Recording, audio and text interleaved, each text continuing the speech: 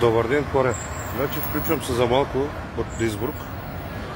Вчера минах от тук, къртиха тук на един бункер стените и проверяха арматурата колко е дебела и колко арматура има по принцип.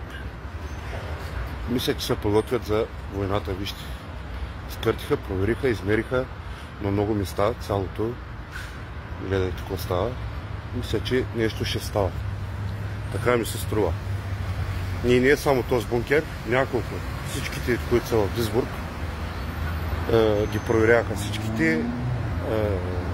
В смисъл, вътре охлажданията, запаса колко е, всичко се провери.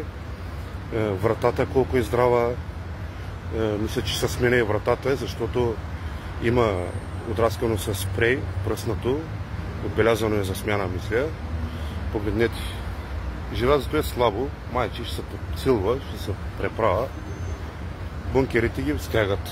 Тук ще става нещо, скоро време. Дано поне 2 месеца останаха 3 да празнуваме нова година. И след той зимно време по-може да се бяга. Защото не е топло, по принцип.